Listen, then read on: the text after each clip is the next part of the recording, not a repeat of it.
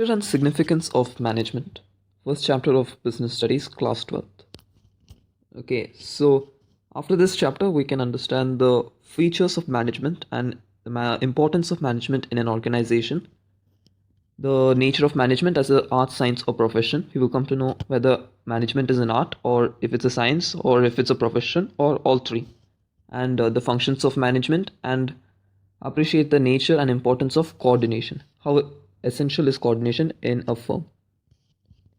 Okay, so what do we mean by management? Management is a process of getting things done with the help of others effectively and efficiently to achieve goals. Okay, so there are three key terms over here. One is process, the second one is effective, and third one is efficient. So process basically means planning, organizing, staffing, directing, controlling that are performed in the firm. And then effectiveness means getting things done. How effectively do you get the things done within the particular time frame? Suppose the standard is 3 months. Do you get it effectively done within 3 months, before 3 months, or say 6 months? Efficient means completion of the task by using minimum resources, by using minimum cost that is incurred in the process of production.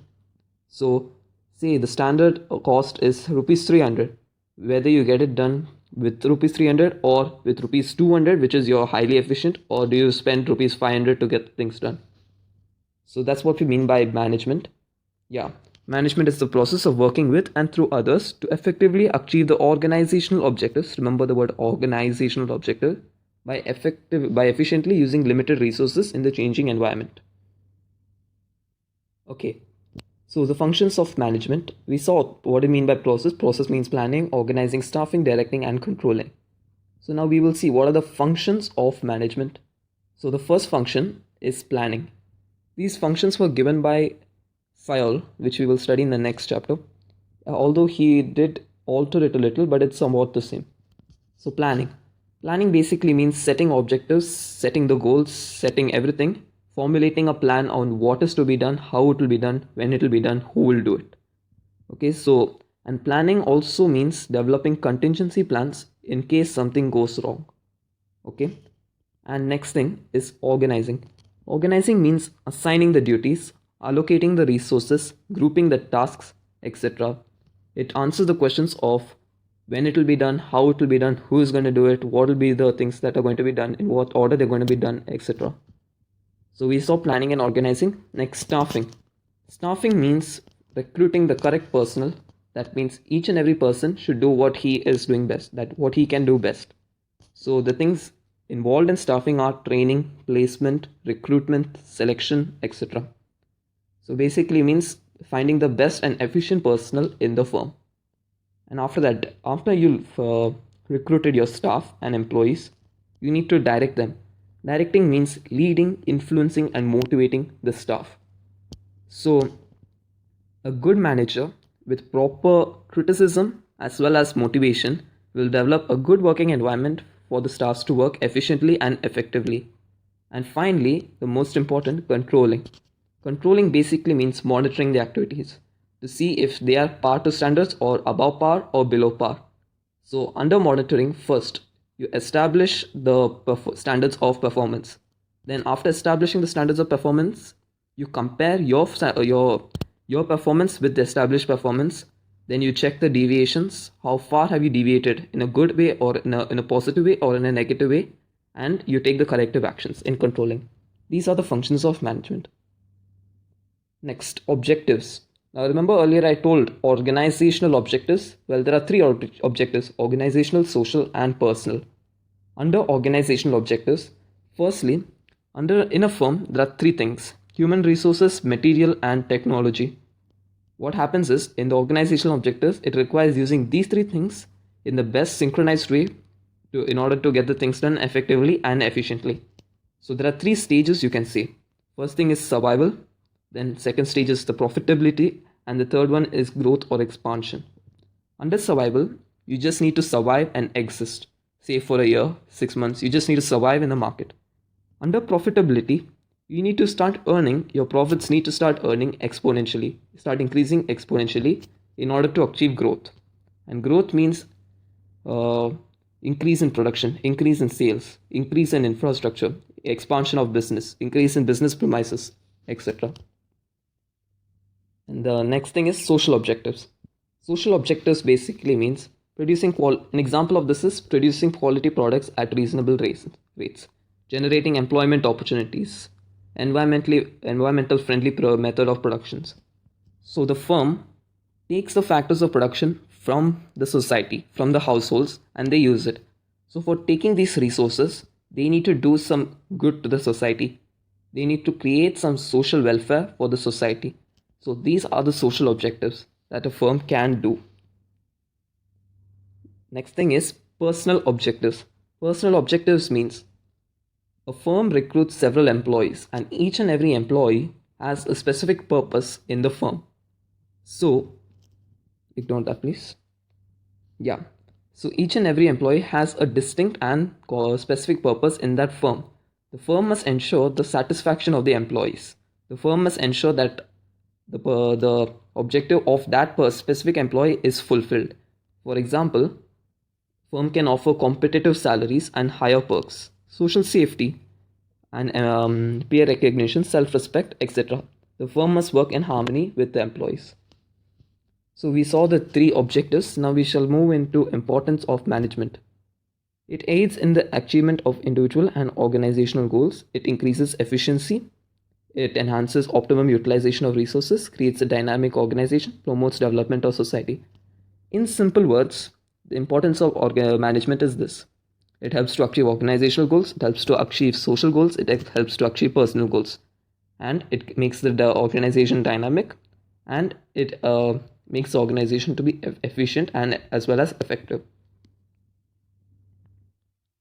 So we saw the importance of management. Now the levels of management. There are three levels: top, middle, and low, or supervisory level. Under top level of management, there comes the board of directors, the chairman, president, vice president, the general manager, the CEO, the CFOs, the COOs, etc. Under middle level management is the various departmental managers such as the purchase manager, the sales manager, the production manager, the finance manager, plant superintendent, etc. And under the lower level is the supervisor, foreman, superintendent, section officer, etc. Okay, so now we'll look at the roles. What are the functions of each levels of management? Under top level, they formulate the organizational goals, they implement the policies, they are responsible for the they are responsible for the welfare and activities of the organization. They maintain contact with the outside world and they coordinate with the various departments of the business. Under middle level management, they serve as a link between top level and lower level.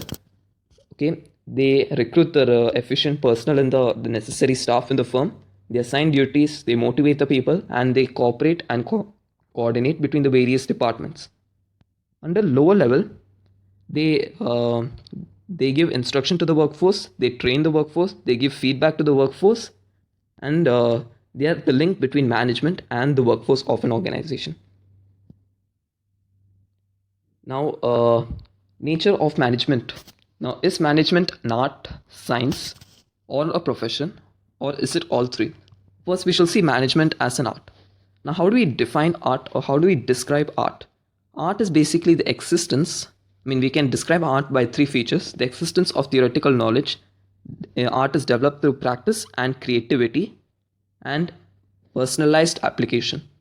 Now, if we compare management with art, management also has some existed theoretical knowledge that have been derived by experts. There are some principles of management that act and serve as the theoretical knowledge that have been developed by Fayol as well as F.W. Taylor. Now, next thing, the principles of management are that the managers implement in practice. They are done through practice and creativity. They are done through innovation, etc. And these principles are applied in a personalized manner, which depends on the situation. So we can say that management is a complete art. Now we shall see management as a science. Yeah, management as science. So science basically means we can describe it by three features: systematic body of knowledge, universally valid, and they are formed by observation and experimentation. So science has some systematic body of knowledge. That is same with management. Management also has a systematic body of language. As we seen earlier, there are some principles that have been derived. For example, principle of division of work, then unity of command, unity of direction, etc., which we will learn in the next chapter. But now we shall move into the third point. I'll tell you why. The principles of science are developed through observation and experimentation.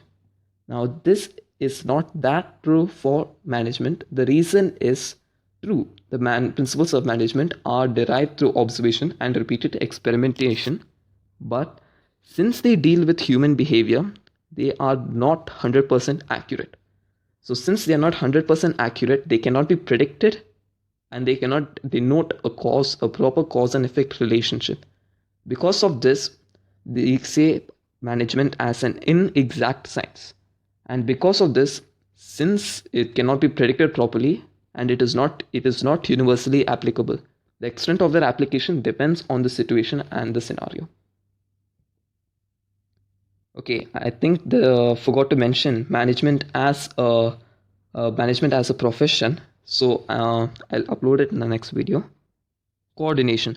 Coordination basically means the synchronization of various activities. In a firm, there are several activities, and its synchronization is known as coordination. It is the binding force that integrates all the activities of a business. You can say it's a common thread that flows through all the activities. Okay. Now we understood the meaning of coordination. Next, the features. Integrates group efforts. In a firm, when we talk about group, there are various unrelated and as well as uncommon efforts, you can say. But coordination integrates these unrelated efforts in order to achieve the organizational goals. Then secondly, it ensures unity of action.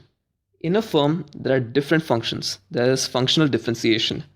Due to this, coordination is necessary. It integrates all the functions of various departments in order to secure unity of action. Then, it remains the function and responsibility of every manager. Well, you can say coordination is, we'll move on to the fifth point, then I'll explain the third point. It is all-pervasive function. Coordination is present in all levels of management. If coordination is not there, then there's chaos, there is overlapping of activities, and then there's not a common purpose for which the firm functions towards, and then there's no stability and there's no order. Because due to this, coordination can be seen in all levels of the management, in the top, middle, as well as the supervisory or lower level. Now we shall come to the third point. It remains the function of responsibility of each and every manager. Now, since this coordination is present at all levels, it is the duty of the responsibility of the top level to coordinate with the middle level. It's the duty of the managers in the middle level to coordinate with the top level as well as the lower level. And it's the duty of the managers in the lower level to coordinate with the middle level as well as the workforce. The next thing, coordination is the deliberate function. Well, coordination, the managers undertake coordination quite deliberately in order as it serves as a binding force of the various activities. Now, continued thing. It erases interdepartmental conflicts. It promotes harmonious implementation of plans and helps maintain a higher degree of morale amongst employees. That's it.